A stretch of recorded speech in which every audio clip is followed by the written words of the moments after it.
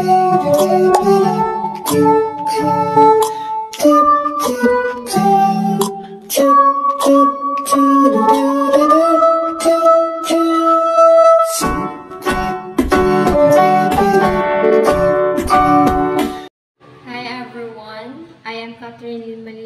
welcome to my Discrete Mathematics vlog for our midterm project.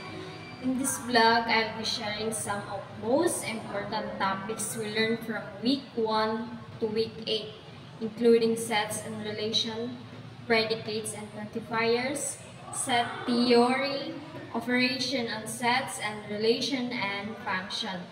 Let's explore together kung paano nagagamit ang mga concept na ito sa field ng information technology. So, let's begin. Week 1 to 2, sets and relations. Let's start with sets in discrete math. A set is a simplified collection of distinct objects. In Tagalog, ang set ay isang grupo ng magkakaibang elemento o bagay. Halimbawa, let's say we have A is equal to 1, 2, 3, 4, 5. That's a set of number. Pwede rin siyang maging group ng letters tulad ng B is equal to A, E, I, O, U. Vowels in English. We also have different types of sets. First is finite set, may limit. Example, 1, 2, 3. Ang infinite set is walang hangganan. Examples is 1, 2, 3, 4, 5, 6, 7, and so forth. Empty sets, walang laman. Now, let's connect the two relations. A relation is basically a connection or relationship between two sets. In math, we write it as ordered pairs. Example, let A is equal to 1, 2, 3. And B is equal to X, Y, and Z. Our relation R could be R is equal to 1X, 2 and Y, 3 and Z. Ibig sabihin ay may pairing or relationship between elements of A and B. Sa real life, parang student and student ID number. Bawat estudyante may kaukulang ID number. For week 3 to 4, predicates and quantifiers. Next, we have predicates and quantifiers. These are used to express statements more precisely in logic. A predicate is a statement that depends on a variable. Halimbawa, X is greater than 5. In Tagalog, ang predicate ay parang pahayag na may kasamang variable na kailangang tukuyin para malaman ba kung totoo o hindi. If X is equal to 7, then the statement X is greater than 5. So, true. If X is equal to 3, it's false. Now, quantifiers describe how many elements satisfy a condition. So, there are two types. Number 1 is the universal quantifier. Means for all. Example, A, ang symbol niya is pabaliktad na siya na A. A is equal to X greater than 0. Means for all. X is greater than 0. So, in Tagalog, para sa lahat ng X, mas malaki ang X sa 0. 2 existential quantifiers, ang E nga, means their excess. Example, X is greater than 10 means there exists an X greater than 10. In Tagalog, mayroong kahit isang X na mas malaki sa 10. There are essential in programming and algorithms. Ginagamit natin ito sa condition and logical expression. For week 5 to 6, set theory and operation on sets. Now, let's go deeper into set theory and operation on set.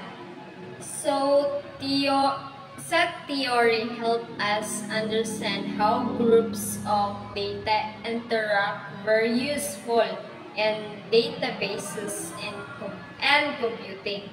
So, here are the main sets operation. Number 1 is the union. Lahat ng elements na nasa A and B ay magkapareho. Halimbawa, A is equal to 1, 2, 3, and B is equal to 3, 4, 5. So, A union B is equal to 1, 2, 3, 4, 5. So, in Tagalog, pinagsama ang lahat ng elements ng A at saka B. Kalawa is the intersection. Elements common to both sets. Halimbawa is A intersection is equal to 3. So, in Tagalog, kung ano ang magkapareho sa A at B. Ikatlo, difference A minus B. Elements in A but not in B. So, A minus B is equals to 1 and 2. So, in Tagalog, kung ano lang ang meron sa A pero wala sa B. 4, complement is elements not in A based on a universal set. So, example, if U is equal to 1, 2, 3, 4, 5, and A is equal to 1 and 2. So, the answer is the A is equal to 3, 4, 5. So, in IT, these operations are like filtering data. For example, finding users who are active in set A but not subscribe in set B. For week 7 to 8, relation and function. Finally, let's talk about relation and function. A relation shows how elements of one set are connected to elements of another set. But a function is a special kind of relation where each element of the domain has exactly one image in the codomain.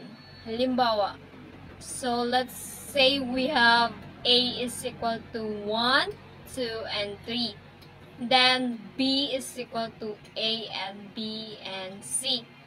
So if we define F is equal to 1 and A, 2 and B, and then 3 and C.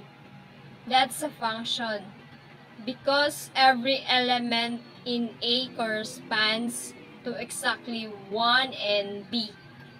Pero kung may 1 and A at 1 and B, hindi na siya function kasi ang 1 ay may dalawang output. So, let's in real life, function is equal to input, then process, and then output.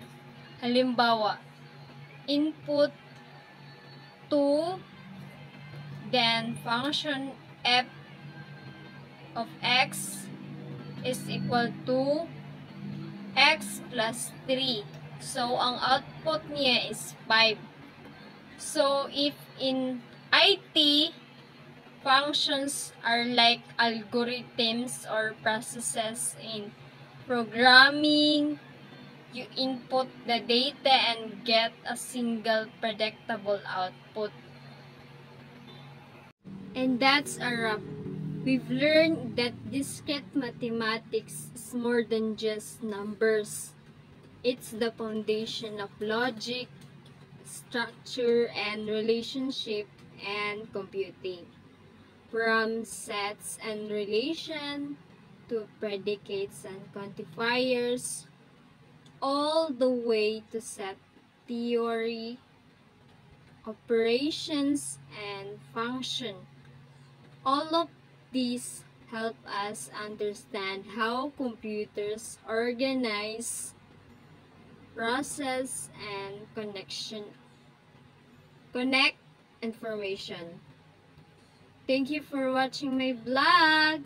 I hope you learned something new and enjoyed this journey through discrete mathematics. Don't forget to like, share, and subscribe. Kidding! Bye everyone! See you next time!